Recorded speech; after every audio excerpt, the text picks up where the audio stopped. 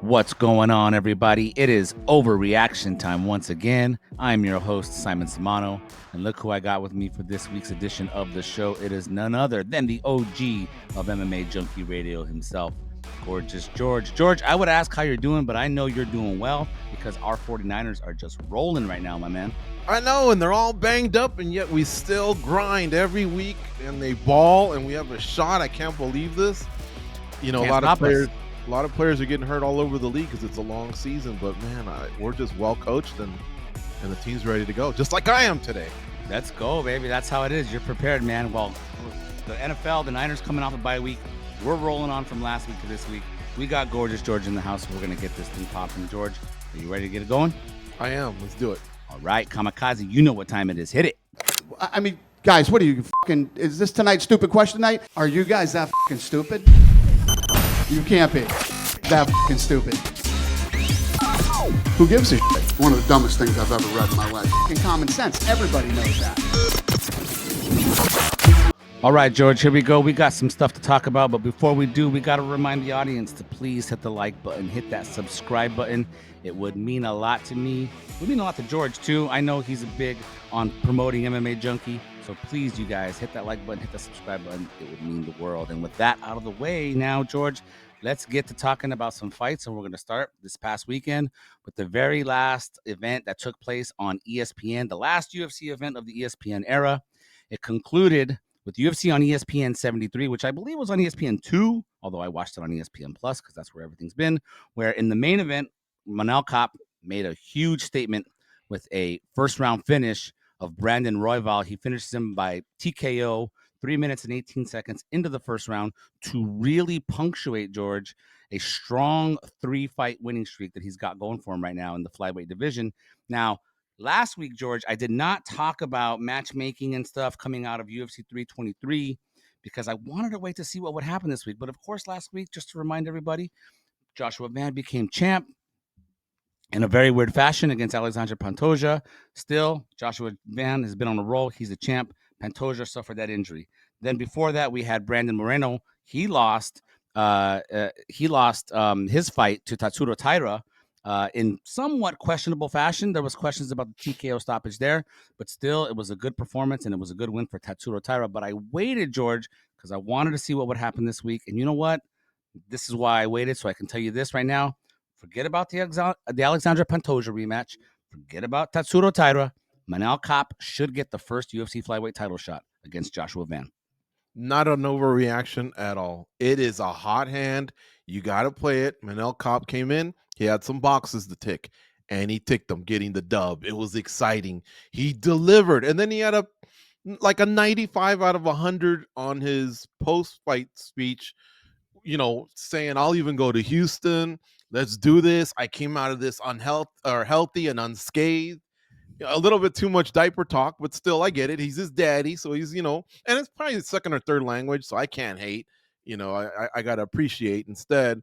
But yeah, I liked it. And as much as I respect the long-term champs that get up to at least your third title defense, that's when you kind of warrant possible immediate rematches because you've had a run. And it looks like Pantoja's well-liked and everything.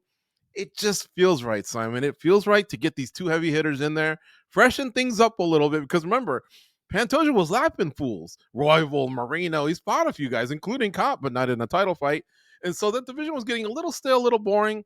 But now we have this, and then the champ can get a proper recovery, not just mentally, but physically. Get that elbow checked out, give it a few workouts, and make sure, and then we'll lead him to the front of the queue once this is settled.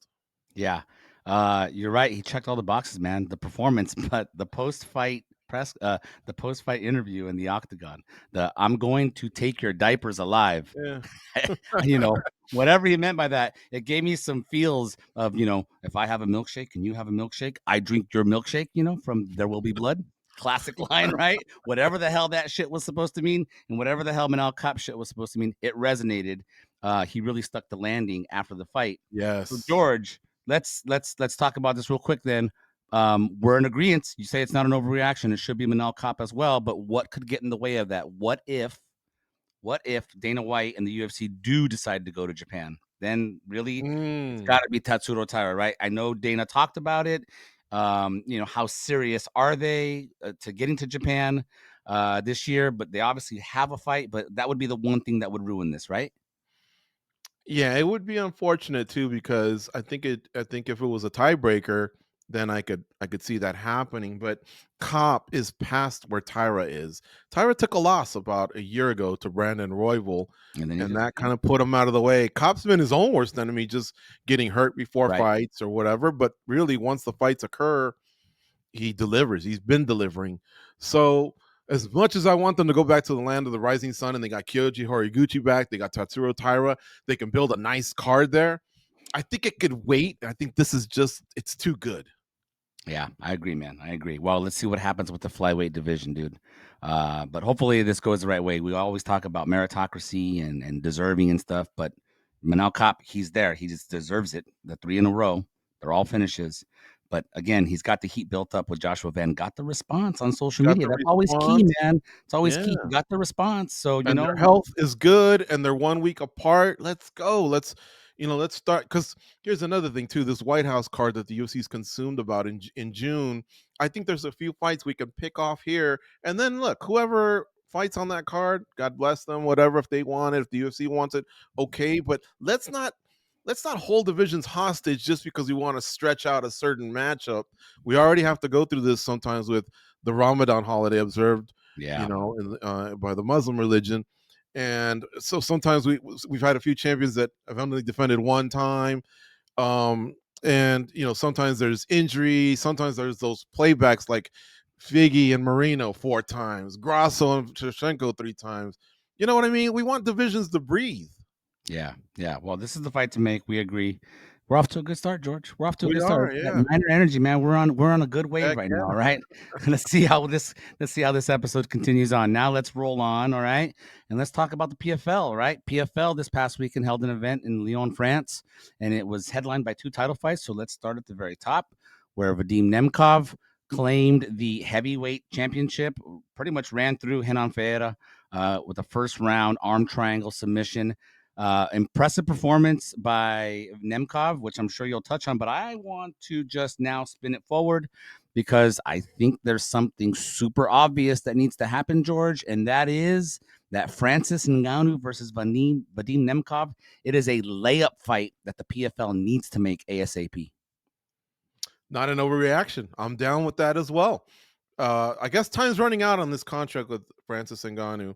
And so, and John Martin, the CEO of PFL, told us on MMA Junkie Radio that he's got something cooking for him. Hey, man, you ain't going to cook up anything bigger than this. This guy's now your actual PFL heavyweight champion. And he's kind of earned it along the way, becoming a Bellator champion. And he's got 10 major belt holders that he's defeated across his light heavyweight and heavyweight resume. So Vadim Nemkov deserves this. He's earned it. And yet again, another opportunity to seize on 2 fighters who appear to be healthy. Okay, PFL, you're getting away from tournaments, regular seasons, and Grand Prix, and whatever you did, you're getting away from that, and you're now booking the strongest fights. This is a fight that you should book. I have to make it. What do you think, though, George? Let's look at this from Ngannou's perspective. How do you think he feels about a prospective matchup against Nemkov? Because, again, the reason why I'm asking this is because we haven't seen him in MMA for over a year now, okay? And in the time since then, he's kind of done some interviews here and there. He just did an interview last week on Air Helwani show that I found pretty bizarre, where he really talked about the PFL and sort of his feelings for it in an ambiguous type of way. Nothing was really specific. It was all kind of blasé. I don't know where he is right now with MMA, man. It seems like he still is a little fixated on boxing. He mentioned Deontay Wilder and wanting to fight Deontay Wilder. I know that's been a thing for a couple years now. I don't know that has the luster, anymore that would have had maybe a couple years ago. So where do you think Francis is right now mentally on coming back to MMA and specifically a Vadim Nemkov fight for the heavyweight title? I got a lot on my mind with Francis because it just seems like yeah, sometimes he's his own worst enemy. He had an opportunity to clear up what happened with him and Dana, and he really didn't do it. In that And interview then, with Ariel Helwani, the whole what happened in their office allegedly some years back. Correct. Yeah. And then apart from that, that door seems to be closed over here in Las Vegas to him possibly coming back. Although I've seen Dana White do business with Tito Ortiz and Randy Couture in the past, and he's described them as bad guys. So Money we'll talks. see. Money Right, talks. exactly. But you know what? Look, Francis holds himself as a person of like a gentleman's character. Hey, look, I throw down in the cage, but what's right is right. At least that's what he was saying on the way out. He wanted respect and things like that. His era with the PFL has not gone well. I think this would be a nice way to exit. It would be a valid opponent. Like we're not reaching here. We're not A reaching former here. Trying to Bellator, make it a former Bellator formidable. champion. He's a Yeah, great formidable fighter. Vadim opponent. Nemkov is a great fighter. Exactly. So let's get that done. Close that chapter, whether you resign or not, whether you come back to UFC or not, whether you box or not, but pay the PFL that respect because I think they've been more than patient. They've been willing partners with you. They allowed you to chase your dreams, and you did. As far as Deontay Wilder goes, I think that ship sailed. Look, once he went the distance with Tyson Fury and arguably won, although I did have a fifth for Fury, to be fair, still, mission accomplished. You did what no one thought you could do. You won, and then to get lit up by Anthony Joshua, that should have been the whole bucket of cold water that told you, oh, okay, there's levels to this, because that's exactly what he would do to Anthony Joshua in MMA.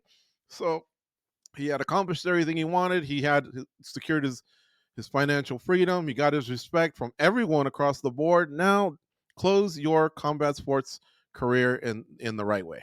And really, George, it would be a way for, in my opinion, it would be a way for Francis to regain some relevancy. I feel like Francis has become irrelevant over the course of the last 13, 14 months because he's, for everything you just said, like he's just become sort of irrelevant. And I'm not sure how high the interest is in Francis Ngannou from the MMA fan base at the moment. Seems like everything's been waning from the public. So I'm going to ask you what's kind of a loaded question here, man. Do you think Francis Ngannou regrets leaving the UFC? Ooh. I know it's loaded. I think my 2 cents on this, if I can prep, and you can tell me, give me a reaction here. Mm-hmm. I think if Francis Ngannou made the money that we assume he made from those 2 boxing matches against Fury and Joshua, then he made the right decision. These guys are prize fighters. And if those are the biggest prizes that he ever made, and let's just say for the sake of argument, that the money that he made from those 2 fights is more money than he would have made from a 4-fight or a 6-fight new deal with the UFC when he decided to leave, then he won. Congrats to him, right? He won. Financially, he got his financial freedom, like you said, and he freed himself of the UFC, and he can stand on that. Right. But he hasn't made the most of it, though. That's the thing. And when it comes to a legacy standpoint, and like I just said, I feel like Francis is becoming irrelevant. What are your thoughts on that, man? Yeah, and it's because I think in the UFC, when he really could have cemented that career and possibly stuck around to do a trilogy with Miocic, to fight Jon Jones, to fight Tom Aspinall, I just wonder, with the kind of money they were willing to pay Jones, with the kind of money that the UFC seems to be, willing to at least contemplate, with the help of their friends in the Saudis or whatever, finding ways to give these people the purses. I just wonder if he could have come a little bit close, but yet cemented himself as the greatest UFC heavyweight ever. Instead, he leaves as one of the greats, but not the greatest. Then he goes to boxing, and technically he's 0-2, accomplished a lot, respect, but didn't win a belt. Won a lot of money, and then in the PFL, I mean, what he's given them maybe 25% of what they expected, and as an ambassador of Africa, it seems like he's given them maybe another 25%. So he's not fully accomplishing some of these missions that he set out to do, I think, when he started all this. Yeah, I know it's really complicated, man. I think Francis is a very interesting case in the UFC. Do fighters need the UFC more, or does the UFC need the fighters more, kind of a thing? Do the fighters need the UFC more for the branding, right? Or can they be relevant on their own when they leave? And I think Francis is an interesting case in that conversation, which is a conversation for a whole other day that we can go on and on about. But hey, at least we agree here. Ngannou, Nemkov, it's got to happen. Hopefully the PFL can make it happen ASAP. That would be awesome. So let's go ahead and move on now, George, to the co-main event. All right, the co-main event at PFL Lyon as well, which brought back all-time great Cris Cyborg. She was fighting for the first time in quite a while. I believe it had also been the same Francis Ngannou card back in October, right, of 2024. Oh, so yeah. Yeah, when he fought Fajeda and she fought Larissa Pacheco. Larissa Pacheco on that same card. You're right, in Saudi Arabia. But now this past weekend, she goes ahead and she fights Sarah Collins. I think this fight goes the way we thought it would, with Cris Cyborg winning by third round submission with a rear naked choke. Again, the fight itself, I'm not so much interested in, but we got a heck of a call out afterward, George, where Cris Cyborg, she calls out Dakota Ditcheva. And here you go, George. Cris Cyborg versus Dakota Ditcheva is another layup fight that the PFL needs to book ASAP. Thank you, Simon Samano. Oh my gosh! So check this out. We told John Martin on in that same interview that I referenced last week. I think Ditcheva versus Cyborg would be bigger than Nunes versus Harrison.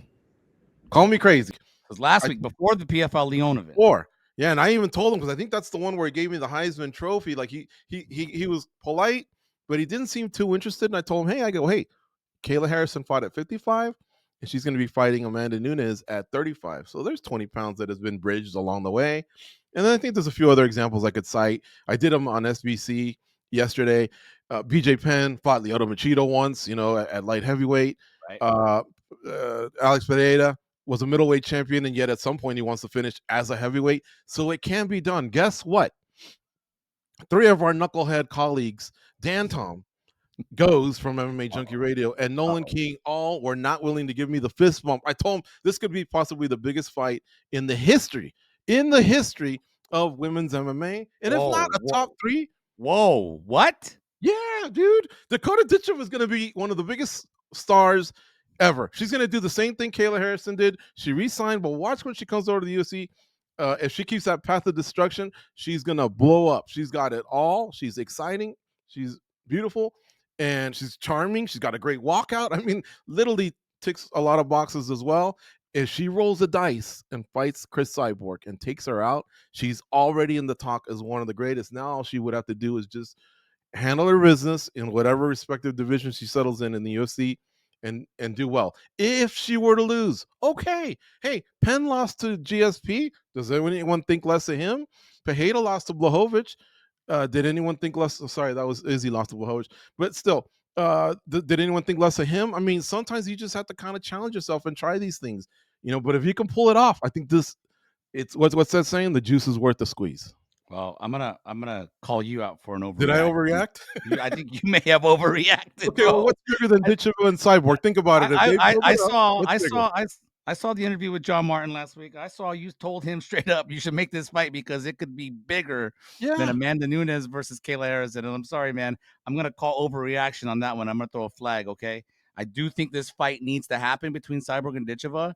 It was an out of nowhere call out, which apparently you saw coming, Mr. Nostradamus over here, when it comes to MMA callouts. Saw it coming before the fight even happened, before the fight even concluded. But listen, look, the PFL, they cannot afford to not make a fight like this. It's going to be Cris Cyborg's final fight on her contract, right? She should be able to go out on whatever terms she wants, whatever fight she wants. She's a damn legend in this sport. If she wants to fight Dakota Ditcheva, that's what it should be. I do understand, though, I will say, it does feel, I don't want to say desperate. I don't think she's desperate. But, of course, look at the history. She didn't get to fight Kayla Harrison when they were both in PFL under the same contract, under the same promotion. That never came to fruition, unfortunately, when Kayla went to the UFC. She didn't get her rematch with Amanda Nunes. Outside of those two women, the next biggest name in the sport is Valentina Shevchenko. Of course, she has no chance of fighting Valentina Shevchenko, who's under contract with UFC. And then after that, Dakota Ditcheva's in that territory right now in terms of name value and star potential. Yeah, it's her, Mackenzie Dern. Those are the women right now that are right behind those legends, those goats that we just mentioned that are kind of, really coming up. So I get that. I get it. It's a little, maybe I don't want to say desperate, but like obviously she wants to go out with a bang with something, And if you're Dakota Ditcheva, I think roll of the dice is perfect. She should really roll the dice because the risk is worth the reward, right? Yes. The risk is definitely worth the reward. You're playing with house money. You're not supposed to win that fight. But if you pull it off, great. Jake Paul's kind of doing the same thing. And if you lose, you just you lost to a bigger opponent, right? To a legend, to one legend, yeah. Well, no shame in that. Just hopefully have a good showing. Don't get walloped either, because then start putting the pies in my face. But for the most part, I think it's worth everybody. And it does seem a little bit desperate if the PFL were to do it. But come on, you got to but they have to see the inject life into that promotion. PFL needs that. They need some people will tune in for this fight. People will tune in for Cris Cyborg versus Dakota Ditcheva fight. They will tune in for sure.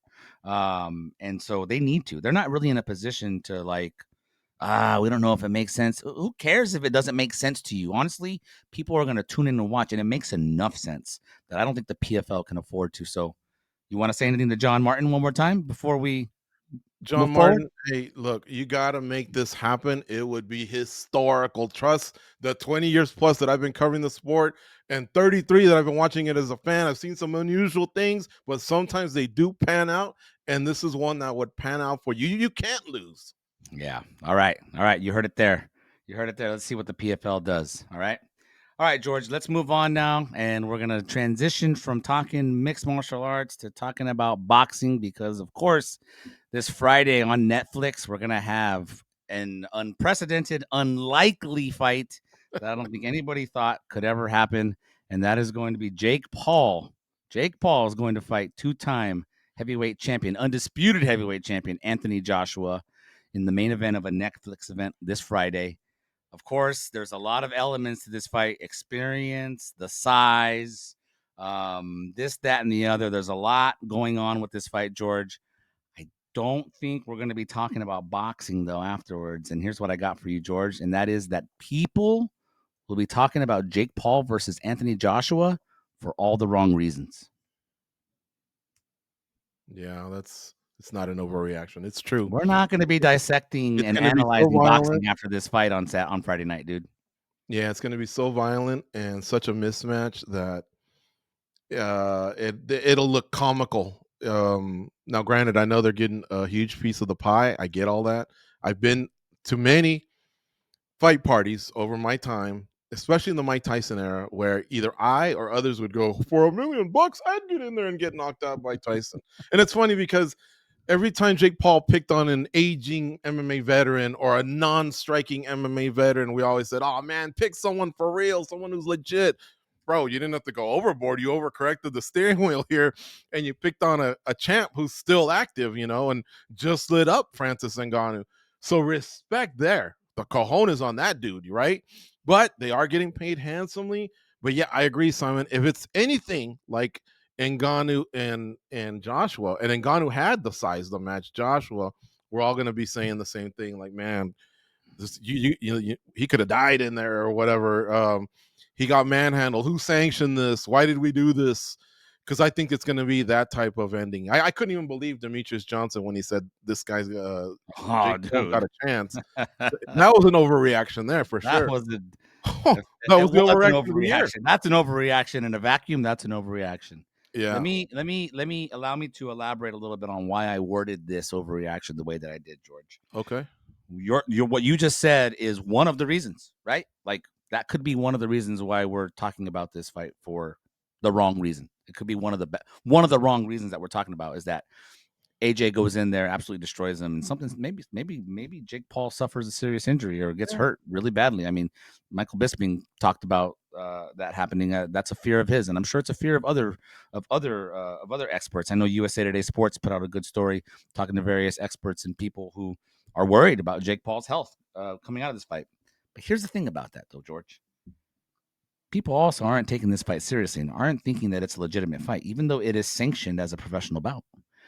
And there are talks. There are talks, George. There are rumors, or there are people who speculate. Some of them important people. I believe there's a UFC a boxing Hall of Famer who put this fight on blast. They may have a go easy clause in it.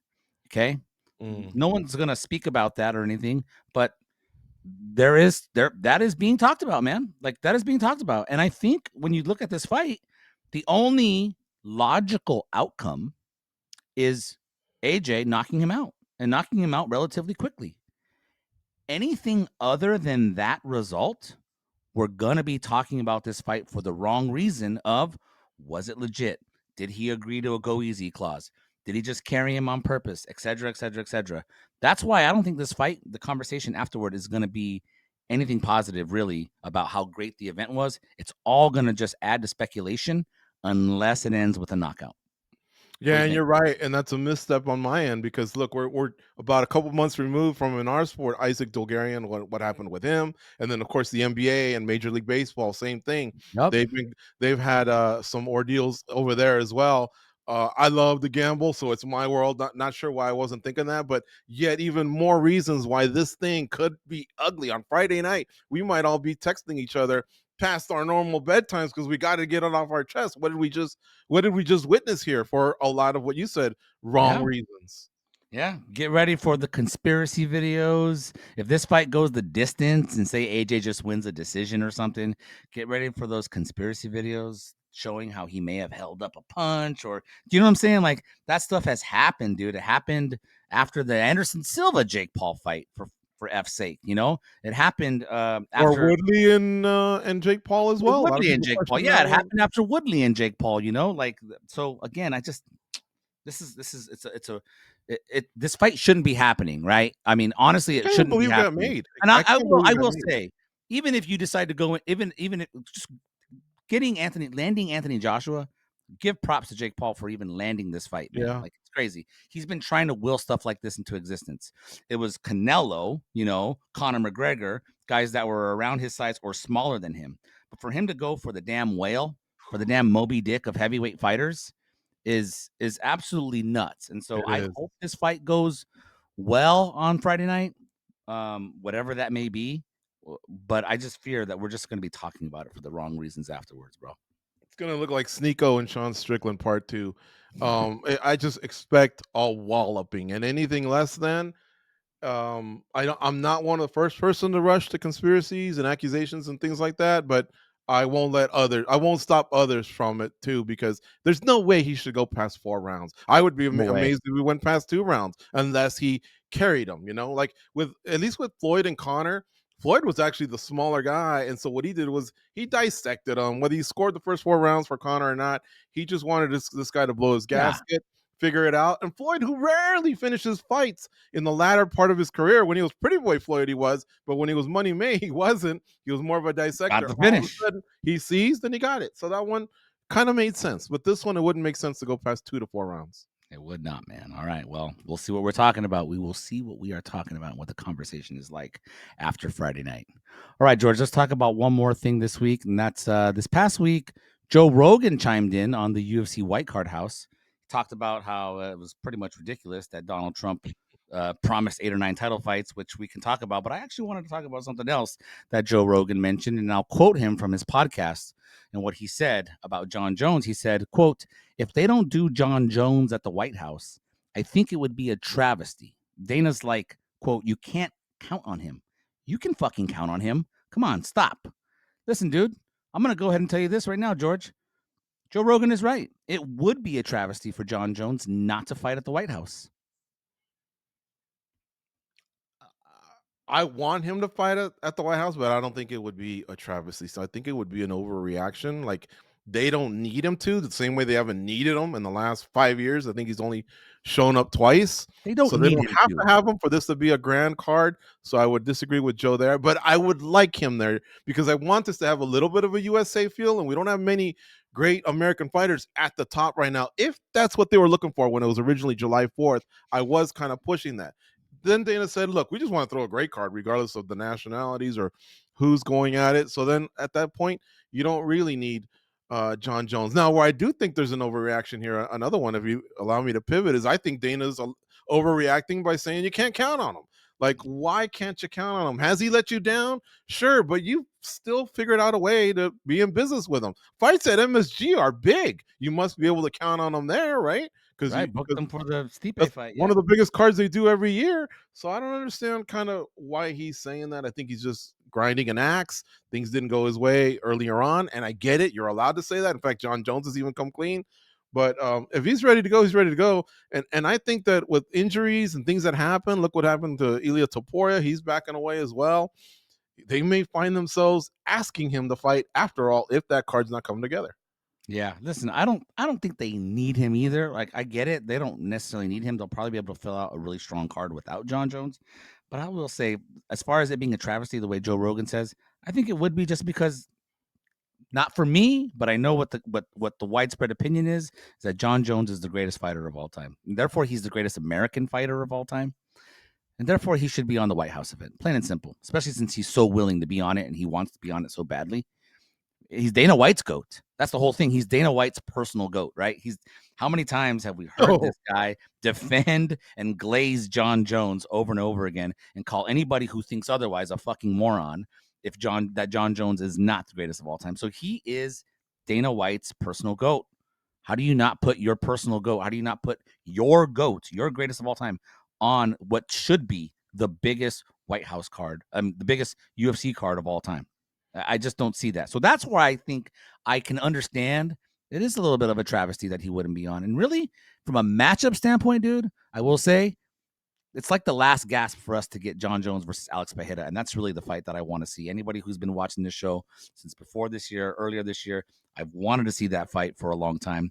And that's the platform to do it. Yeah, well, you might have convinced me a little bit here. Like I say, I'll stick to my guns that travesty as in it makes or breaks the show. No, but yeah, and when you angle it the way you did, where like, hey, he is a great American fighter, he wants to fight. If you are building a card, like Dana's his own worst enemy saying, I'm building the best possible card you can, well, then it's got to involve Jon Jones. And it's got to involve your personal GOAT, right? It's got to involve your personal greatest of all time. So anyway, that's where I'm at with that, man. All right, George. Well, the time for overreacting has come to an end, my friend. Thanks for being on the show, my man. Thank you for having me. It was a blast as always. I say this all the time. Anytime you need me, I'm in. I am a big fan of the show. I can't wait, till it's released and I can consume it right away. And then I like to go in there and throw elbows in the comments section as well. So you guys are doing a great job with it. No, man, I appreciate it. I appreciate you being on. Before I let you go, I got to get a prediction for you. How are we going to finish out the season with the Niners? How are we finishing with 10-4 right now? Almost went down yesterday, and we could have gone to the top. Close, man. It's weird because we have, and I know a lot of NFL teams have a lot of injuries too, but over the past 5 years, I think we've been number one in that category. Like the Niners, man. Nothing like the Niners. And like we got all-stars, like Pro Bowlers, possible future Hall of Famers out this season, and to be in there and still be chugging along and figuring it out has been simply amazing. So to answer your question, here's the thing. Buffalo looked great at the beginning of the year, and I think Denver's now on an 11-game win streak. They started off poorly. This is a season where it doesn't seem like there's a team that's not a clear unbeatable. cut. Therefore, you got to have faith. You do. Got to have the faith. We are the faithful. We can take this far. We are the faithful, my friend, and we've got these next 3 games. The Niners are coming together at the right time. Defense is a little shaky because of all the injuries, but the offense is going to have to carry it. These next 3 weeks will tell us a lot. At the Colts, home against the Bears, home against the Seahawks, and then we'll see where we land in the playoffs, man. But let's go, man. Go Niners. Go Niners. Bang, bang. All right, Niner gang, baby. Bang, bang, Niner gang. All right, everybody. I appreciate you guys for tuning in. Please hit that like button, hit that subscribe button, and we will see you on the next edition of ORT. Thanks again to George for being here. Dana, take us away. MMA Junkie AI.